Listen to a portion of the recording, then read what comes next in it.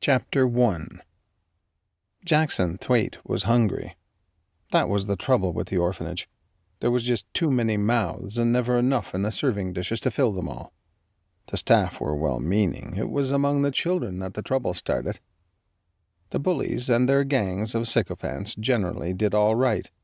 It was the young and the weak that went hungry. Jackson was not young. As far as he could remember, he was nearly 21, but because he was polite and avoided picking on those smaller than him, he was seen as weak and ripe for exploitation. In consequence, he was always hungry or bruised from his encounters with the bullies, who were the only well-fed ones among the inmates. This meal time had been the same. As soon as their rations had been slopped into the bowls, the bigger had descended and grabbed the plates of the slowest. The staff were supposed to intervene, but rarely did. Only when Mr. Templestowe, the headmaster, was watching would they call for order or discipline a pupil. Even so, life in the orphanage was better than life on the streets. Metropole City was not the safest place to grow to adulthood.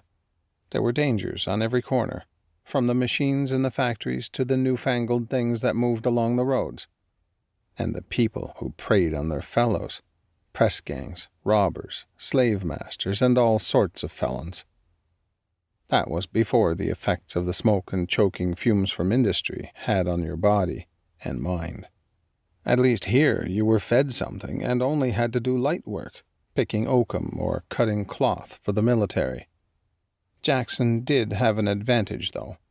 Unknown to the bullies, he had been befriended by Mrs. Grimble, the cook's assistant. She had seen him share what little he had and had developed a soft spot for the lad. "My boy Edgar was like you," she would say, as she smuggled him a treat. Sometimes it was a biscuit, rich with honey. On other occasions a fruited bun from Mr. Templestowe's own table. "He went away with the army, never came back, my Edgar did. Lost in some foreign land, he was killed by savages and buried where he fell." Jackson thought her simple in the head, for she had said the same thing every time they met. But it would be foolish of him to mention it. The treats might well stop if he did. He may have been many things, but he was not stupid. Instead, he merely pulled a sorrowful face and said, "How sad," being careful not to show too much emotion. To be honest, he was not really interested in the tale. People died. That was the way it was. Whether you were dead in Metropole City or dead in a foreign land, it was all the same in the end. Although, he supposed, if you had to be dead, being dead in a foreign land had some attractions. At least you would have lived in bright sunshine and clean air for a while, and it was safe to assume that you were generally well fed in the army, or at least better fed than you were in the orphanage. Jackson's stomach rumbled again, and he sneaked away from the din of the common room towards the kitchen. At this time of day, Mrs. Grimble would be there alone, and that meant more chance of a treat. It was dark as he crossed the yard, flitting from pool to pool of gas-lit cobbles. A fine, misty rain fell, dragging the coal dust from the air, making the drops on his face feel coarse and gritty. His feet felt the wetness of the ground through the worn soles of his boots. He looked up at a mechanical rumble, saw the lights on a flying machine as it passed over his head. It was unnatural, he thought. All those people in a box in the air, held up by goodness knew what, with two roaring gas fires pushing them forward. He resolved never to go in one of them, as if it were ever a possibility. The walls shut off the sound as the machine passed by, allowing him to hear again the ever-present soft growl of life in the city outside. It was another world out there. It had been 6 years since he was last outside the wall. He wondered what changes he would see, if he were ever to be allowed. The way things were in his life, seeing outside was as likely as flying. If he were really 21 in a matter of days, though, he would legally be an adult. That was more than old enough to marry. Old enough to die for Norlandia. Many men of his age, and women too, would have 5 or 6 years of working under their belts. They might even be married, with children to care for. Perhaps he could request to see Mr. Templestowe, He could petition him to be allowed out, to make his own way in the world.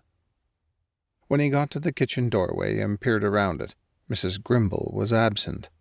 She must have gone home already, Jackson thought.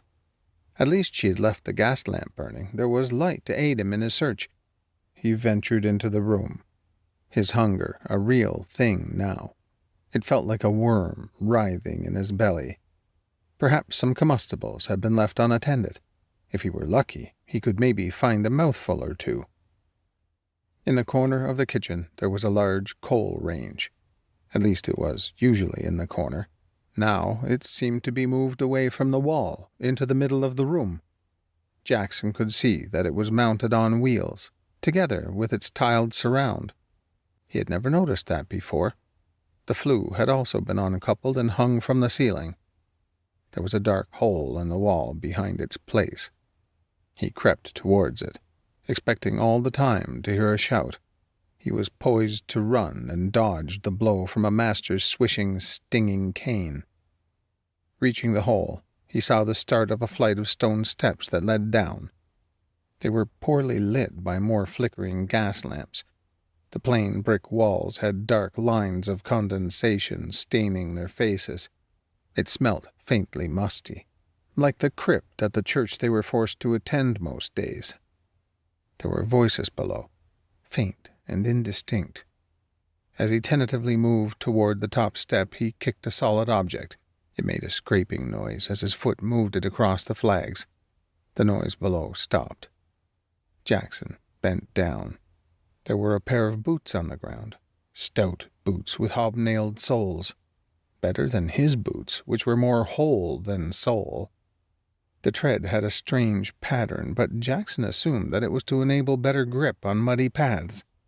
He removed his own battered boots and tried them on as, below him, the muttering resumed. The boots fitted him perfectly, and when he laced them, he felt their robust construction holding his feet in unaccustomed comfort. Standing upright, they felt strange. Perhaps it was due to the thickness of the soles. They were his now. He would soon get used to that. There was an obstruction in each boot, a hard place by his big toe, like a stone. Apart from that, they were perfect. He had no qualms about taking them, just as long as no one saw him do it. He was more worried about how he could hide them from the attention of the other boys, especially from Alias, who was the biggest and worst of the bullies. Perhaps, if he dirtied them so they looked less like a new pair, they might remain his for a while. His attention had been distracted by the boots. He had not noticed the soft tread of the person who approached. The hand on his shoulder was totally unexpected. He tried to duck and spin away, but his new boots let him down. Sparks flew from their nails as they slipped on the flags, and his feet skidded for purchase. His balance lost, he fell. He bounced off each step on the way down, landing in a bruised, dazed heap at the foot of the stairs. Fear took control of him. Despite his bruising and dizziness, he tried to get up and flee. No sooner was he on his feet than he found himself held from behind. His feet were lifted off the ground. Unable to turn, he faced the stairs.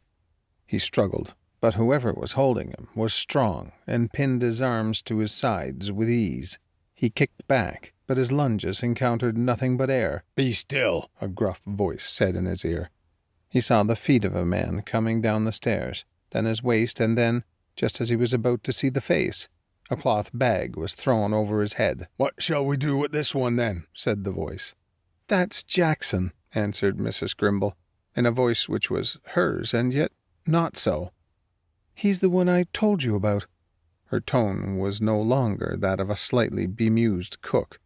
She sounded like a refined and confident lady of class. A third voice, also rich with the tones of the ruling class, joined in the conversation. "He's all skin and bone. What good would he be?" it asked. Jackson tried to speak through the folds of cloth. "I'm strong. Let me go," he shouted.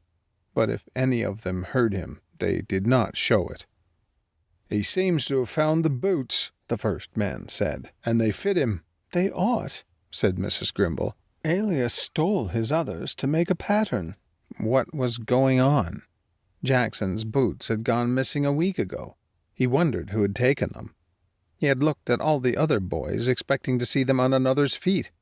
He had had to walk barefoot for a day and a half, cutting his feet badly on the rough cobbles of the yard. Then the boots had reappeared by the side of his bed, and nobody could explain it. How could Mrs. Grimble, old, silly Mrs. Grimble, be involved in plots and plans like this? And Alias, he was Jackson's chief tormentor. What was his part? "Let him go," ordered the voice in the distance. "Yes, Mr. Langdon," said the man holding him, and the bag was removed, as were the arms. Jackson turned round and blinked.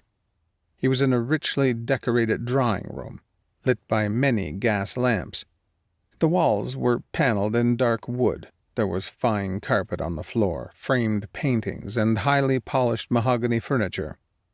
As well as Mrs. Grimble, two men, who he had never seen before, were present. Alias was beside him. Had he been the one who had grabbed him back in the kitchen? Mrs. Grimble stood before him. "Hello, Jackson," she said. "I see you found us, then. I expect you want to know what's going on. Let us give you a meal, and then we'll tell you."